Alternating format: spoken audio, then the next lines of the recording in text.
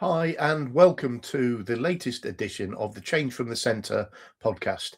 I'm Martin Curtis, former councillor, former council leader, former parliamentary candidate, and long-time political obsessive. And Change from the Centre is about how we make change happen, fundamental change, the sort of change that's needed in British politics, and make it happen from the centre ground. Because if we don't make it happen from the centre ground using centre ground thinkers, it's going to happen from the extremes and be driven by populists, which is absolutely the last thing we need. So that's what my podcast is about. And I thought this issue, I would go through what I've called 5 steps to making a difference.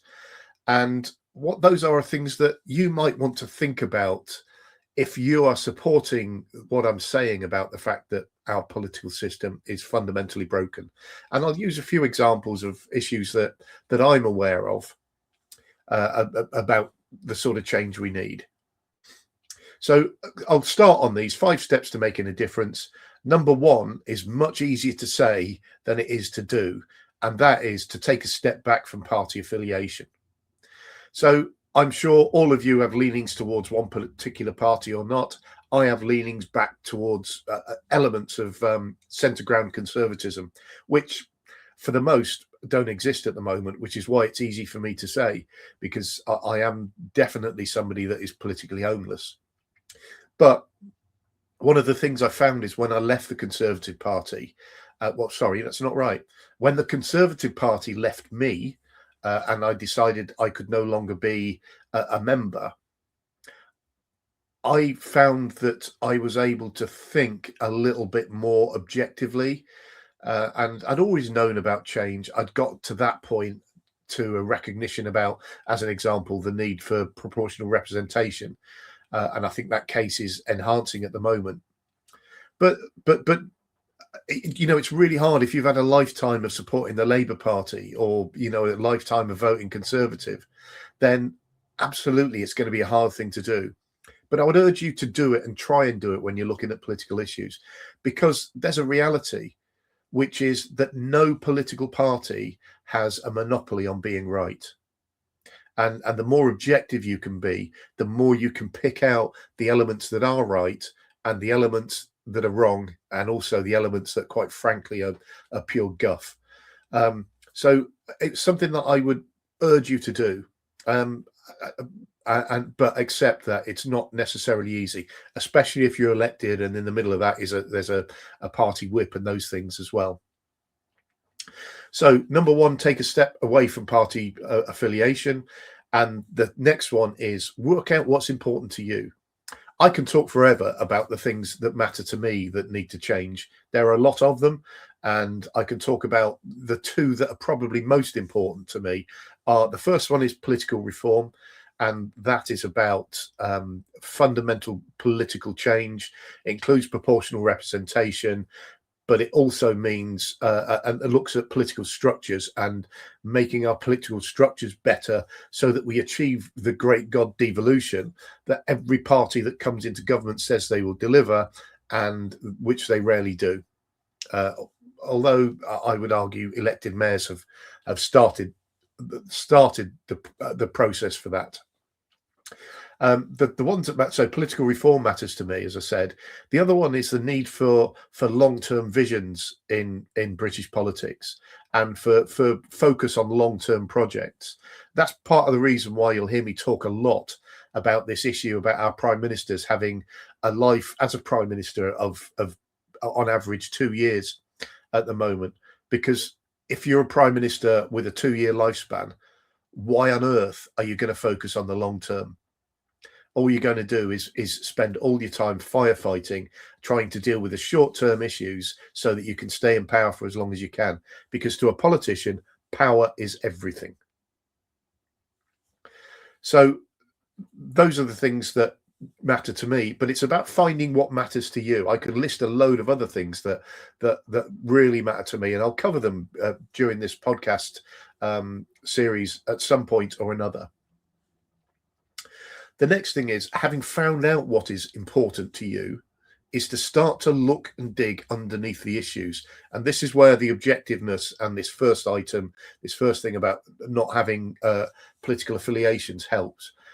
So what you need to be doing is pulling all the information that there is together so that you've got good data and good facts, and so that you can talk objectively, and you can talk with a knowledge of all the facts, and you know which and what and where the spinning is happening. Political parties will spin. Political parties will take selective issues, selective items from an issue in order to put their case across. When you look underneath it, there are lots of other items that make counter arguments, and that enables you to be balanced. Let me give you a great example, which is immigration. This year, we've had a phenomenal amount of debate about small boats. Now, personally, I do accept the need for us to have an immigration system where the residents of this country feel like there's control over it. I don't think there's a control over a lot of political issues at the moment, which is part of the problem. And I absolutely accept it. But pulling on those worst examples as a way of making that case doesn't work, because the numbers don't stack up. So I'll give you this quote. For the year ending December 2023, around 29,437 people arrived in the UK via small boats. Sounds quite a lot, but it's less than 3% of the 1.2 million people who migrated into the UK. So the small boats thing is taking up a massive amount of political time, when the reality is it's a really, really small part of the problem.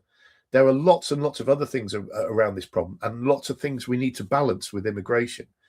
So, a good example would be the fact that the biggest issue we have with illegal immigrants seems to be overstayers, people that have had a visa, whose visa has expired, and they've chosen to stay, and they go into the black economy. That, to me, is a much, much bigger issue. But it's also true that we need to get the balance right, because we will always need immigration in order to fuel our economy, to make sure that we've got the sort of level of expertise that we need. And our top universities, if they're going to remain top universities, need to be able to use the whole world as their talent pool.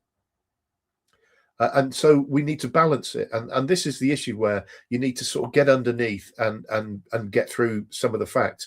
There's a lot more to that than I could give you. What I would also say is AI makes this a little bit easier for you.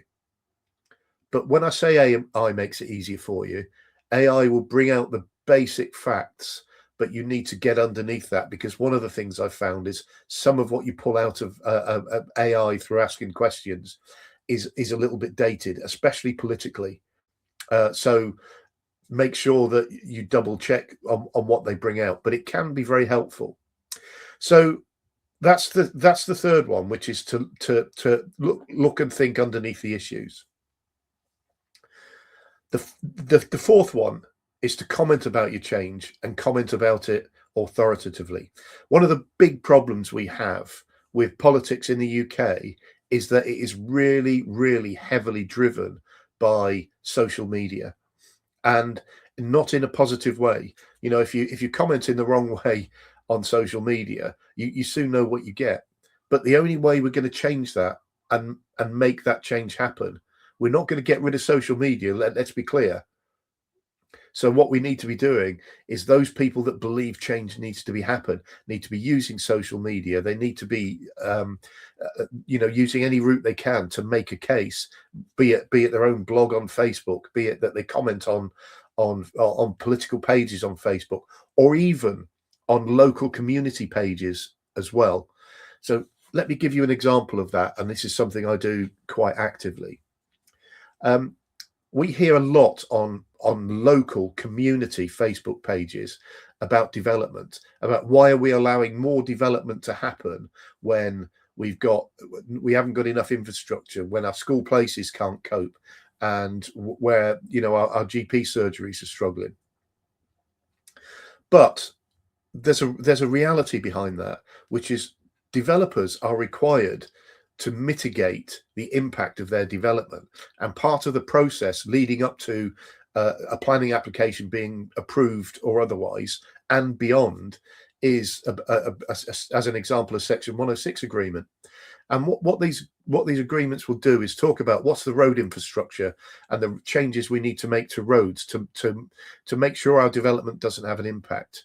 What are the number of school places that our development is expected to create, and how do we deliver those school places? And then the next one, health is very, very similar.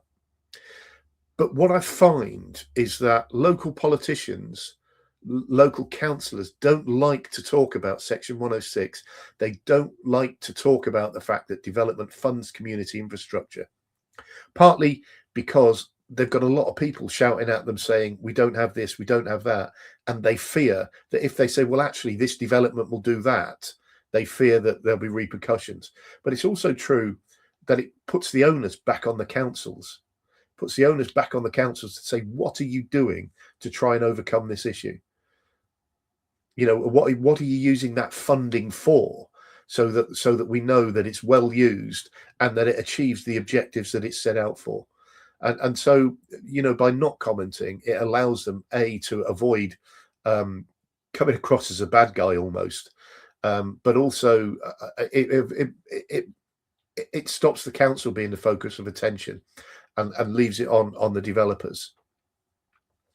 I once went to a council AGM where I sat and watched a video of all the achievements the council had made in the last few years, and in that video, almost everything that was there was delivered through Section 106 and through contributions from developers. And yet there was no comment whatsoever at any point that that's how that funding had been delivered. So if that comment isn't there, how do you know about it?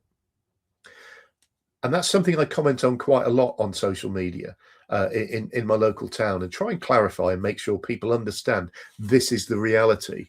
And that's something I think good people should do more of, because it makes social media a better place, and it certainly makes it a more well-informed place.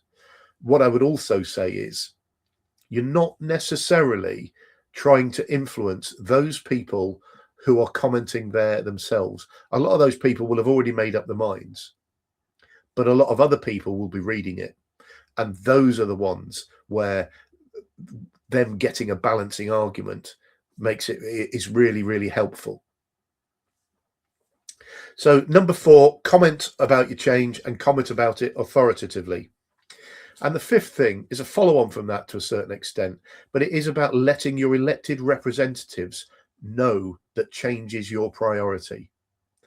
So it's absolutely, and you should always politely write to your councillors, write to your members of parliament about issues that affect them, that they can influence, and what your views are. It really does help them. They don't necessarily listen to your views all the time, but if they get enough of it, they start to think about it. And what a councillor is, in theory, or a member of parliament especially, is there to do, is exercise his conscience on your behalf. Sorry about that. I've got a bit of a cold. So what you need to be doing is writing to them, telling me what you think. And what it should do is influence their conscience. It should make them think twice about how they're going to vote and why. Even if it doesn't do that, because obviously we've got the great God, the party whip in the middle of this, what it should make them do, at the very least, is start to make representations under the radar about those issues, if they hear about it enough.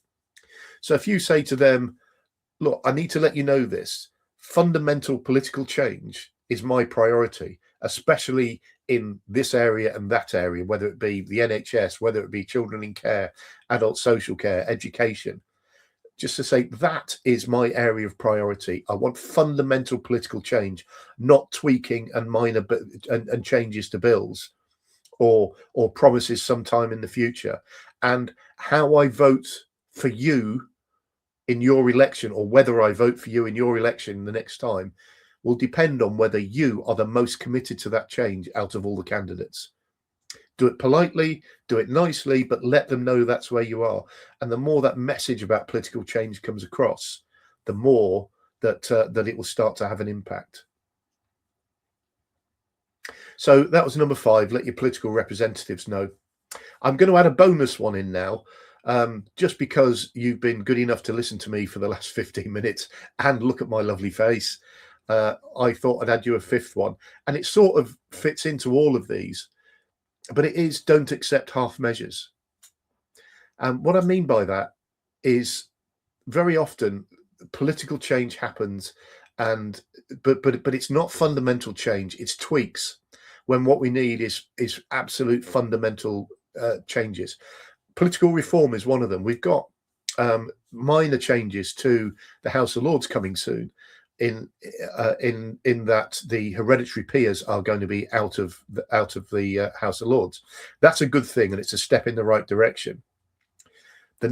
However, the next step, and Labour are committed to this, is to abolish the House of Lords and bring in an elected chamber. I'm not against that, but I would like some thought as to what's the best way of that elected chamber fitting into our whole political system, not just into the Westminster bubble, but our whole political system across the UK. And the danger of us not doing that is that we end up with something that is just a repetition of Westminster and a repetition of the first past the post system, which doesn't work, and is no longer serving this country. It's served us well in the past, but it hasn't been serving this country well for a long, long time. And by the way, more people support and move towards proportional representation than at this precise moment support any political party. So the case is fundamental, but it's the system as a whole that needs to change. And where do we get those people from that elected chamber from? For me, it would be from a regional government structure, with us pulling in members from that regional structure in one way or another to actually feed the chamber. So the people that are speaking and acting in that chamber are acting outside of the Westminster bubble. But that's my thing. And what I would say is the change that's going to potentially happen between now and the next general election, although I'm not holding my breath, I don't think is going to serve us well. It has the potential to make things worse. For as an example, putting people that are whipped totally into that chamber and getting rid of the vast amount of good experience there is in there, and that is there, that acts as a fantastic revising chamber. And we've got to make sure that we don't lose that expertise as we move into a second chamber. So that's the point for me, is that's part of the change.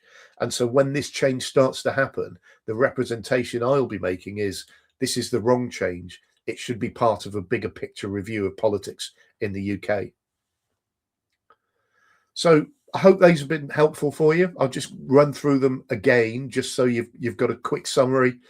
Take a step away from party affiliations, work out what's important to you, look and think underneath the issues, comment about your change and comment authoritatively. Let your elected reps know that change is your priority, and don't accept half measures. If you like what I've said, then please do like this video. Please do also share it, let other people know it's here, make sure other people can grab a bit of food for thought from it, for example. And comment on it, subscribe, all of those things that you normally do. And finally, thank you very much for taking the time to listen to me and to look at my beautiful face for what has been just short of 20 minutes. Thank you very much for your time.